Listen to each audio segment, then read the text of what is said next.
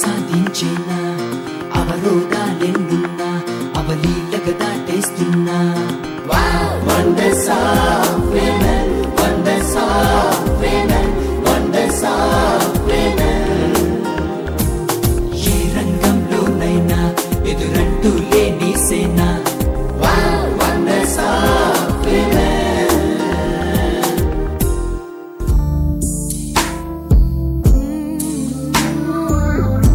Major అంటే నాకు నేను మద్రాస్ మ్యూజిక్ అకాడమీలో వాయించినప్పుడు ఫస్ట్ టైం అక్కడ అందరు ఫ్లూటిస్ట్ కూర్చుని ఉన్నారు. మా గురువుగారు రమణి గారితో పాటు అలాగే ఆల్ రెప్యూటెడ్ ఫ్లూటిస్ట్ అందరూ వచ్చి కూర్చున్నారు. ఏం వాయిస్తుంది జయప్రద అని చూద్దాం అన్నట్టుగా that was a very memorable concert. చాలా బాగా జరిగింది. అందరూ వచ్చి చాలా కంగ్రాచులేషన్స్ చెప్పారు.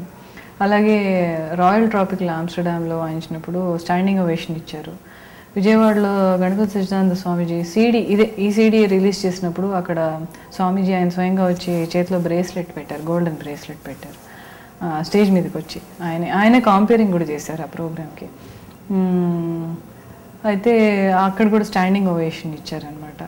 అలాగే మళ్ళీ నేను ఆంధ్ర మ్యూజిక్ అకాడమీ వాళ్ళది వైజాగ్లో వాయించినప్పుడు సంగీత నాటక అకాడమీ ఫెస్టివల్లో చాలా మంచి ప్రోగ్రామ్, సద్గురు శివానందమూర్తి గారు వచ్చారు అక్కడ. అది చాలా మంచి ప్రోగ్రామ్ జరిగింది.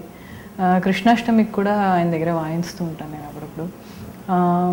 డిఫరెంట్ ప్రోగ్రామ్స్ అంటే డిఫరెంట్. అండ్ ఒకటేమో మిషిగన్లో నేను ఒక లెక్చర్ డెమాన్స్ట్రేషన్ లాగా చేసి, అంటే లెక్చర్ డెమాన్స్ట్రేషన్ కాదు, కాన్సర్ట్ తర్వాత ఉండింది, ముందేమో మల్టీమీడియా ప్రజెంటేషన్ ఒకటి చేసాం. అలాగే శ్రీలంక కొలంబోలో వాయించినప్పుడు చాలా అసలు కంప్లీట్ ప్యాక్డ్ ఆడియన్స్. అంటే ఇవన్నీ లైఫ్లో ఎదురు చూడనివన్నమాట. అంటే మనమేదో అనుకుని ప్లాన్డ్గా వెళ్ళిన కెరియర్ కాదు నాది. అనుకోకుండా ఇవన్నీ అట్లా ఒక ప్రాసెస్ లాగా జరుగుతున్నాయి.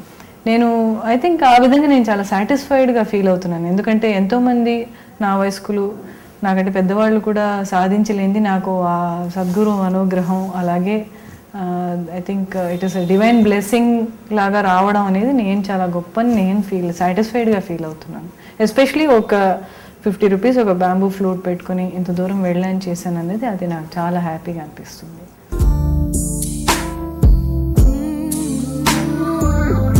First thing Indian flute bamboo. Food of course అంటే కొంతమంది ఏవో డిఫరెంట్ ఫైబర్ ఇలాంటి పీవీసీ ఇట్లాంటి వాటిలలో కూడా ఎవరు తయారు చేస్తున్నాం అని అంటున్నారు. కానీ బ్యాంబూ ఫ్లూట్ కుంటే నాదం వేరే ఉంటుంది. వెస్ట్రన్ ఫ్లూట్ అనేది దానిలో డిఫరెంట్ ఫ్లూట్స్ ఉన్నాయి. వెస్ట్రన్ కీ ఫ్లూట్ పర్టికులర్గా అంటే అది it's a metal flute. So దాని ఫింగరింగ్ వేరు, దాని అప్రోచ్ వేరు, దానిలో గమకాలు ఇప్పుడు మన సాక్సోఫోన్ లాగా కీ ఫ్లూట్లో గమకాలు పలికించడం కష్టం అనమాట. బట్ కేవలం ఎవరు అంటే అది ఒక గిఫ్ట్గా వచ్చింది. సో ఎక్స్పెరిమెంటల్ బేసిస్ మీద కేవలం అంటే మన స్వరకల్పనలో వాడడం తప్ప దానిలో నిజంగా ఎక్కువ అంటే మన మ్యూజిక్ ఎక్కువ ప్రొడ్యూస్ చేయడం అనేది కొంచెం కష్టం. ఎక్కడైనా అక్కడక్కడ బీట్స్కి దానికి, లేకపోతే అక్కడక్కడ రికార్డింగ్స్లలో ఓవర్లాపింగ్ అంటే డబుల్ ట్రాక్ వాయించినప్పుడు అట్లాంటివి చేసినప్పుడు యూజ్ చేయొచ్చని ఒక ఎక్స్పెరిమెంటల్ బేసిస్ మీద అనుకున్నాను అనమాట. అమృతవర్షిని జస్ట్ ఫ్లాష్ అదే బ్యాంబూ ఫ్లూట్లో ఎలా ఉంటుంది, మన వెస్టర్న్ కీ ఫ్లూట్లో ఎలా ఉంటుందని చూపిస్తాను.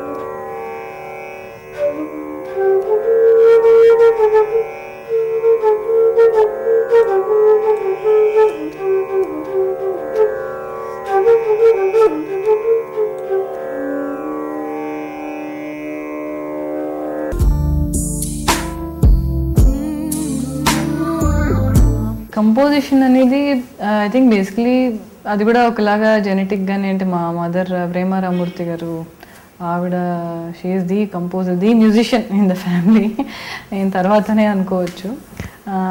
ఆవిడకున్న skill I think I would say either by hearing, by observation, by అంటే సెల్ఫ్ నాలెడ్జ్, ఇవన్నీ యాడ్ అయ్యి అండ్ ఇన్స్ట్రుమెంటలిస్ట్గా నాకుండే ఒక నాలెడ్జ్తో నేను చాలా సక్సెస్ఫుల్గా ఎన్నో ప్రొడక్షన్స్కి, థీమ్స్కి, థీమాటిక్ ప్రజెంటేషన్స్కి, వీటికన్నిటికీ నేను కంపోజ్ చేయడం జరిగింది. ఆపర్చునిటీస్ కూడా ఇంత తొందరగా నా లైఫ్లో రావడం అనేది నేను గొప్పే అనుకుంటా. దానికి అంటే ఎంతోమంది మంచి వాళ్ళ ప్రోత్సాహాలు ఉన్నాయి. అలాగే నా కాలీగ్ గీతా గణేషన్, నేను ఉత్తర అని ఒక స్కూల్ నడుపుతున్నాను ఫర్ ఫ్లూట్. నేను ఫ్లూట్ టీచ్ చేస్తాను, గీతా గణేషన్ భరతనాట్యం టీచ్ చేస్తుంది.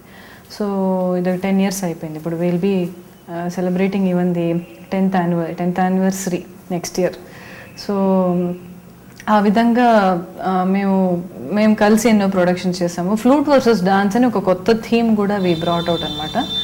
లైవ్గా ఫ్లూటిస్ట్ వాయిస్తున్నప్పుడు అక్కడ ఓన్లీ ఫ్లూట్ మ్యూజిక్కి రాగాస్, డిఫరెంట్ జాతీస్ యూజ్ చేసి దీని మీద తను డాన్స్ కంపోజ్ చేసి, అంటే దానికి ఒక జుగల్బందీ లాగా, ఫ్లూట్ అండ్ డాన్స్ జుగల్బందీ. దానికి ఇన్ఫ్యాక్ట్ కాపీరైట్ కూడా తీసుకుందాం అని అనుకుంటున్నాం. సో దట్ మేము ఫస్ట్ అలాంటి అటెంప్ట్ చేసాం కాబట్టి.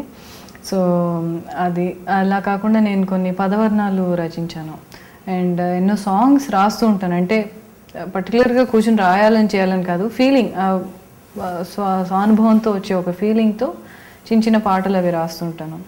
అలాగే కొన్ని అంటే అవసరానికి ఎన్నో సిచ్యువేషనల్గా, like for example Bhadrachala Ramadas కీర్తనలు, హనుమాచార్య కీర్తనలు కొన్ని అక్కడక్కడ కంపోజ్ చేయడం అని జరిగింది.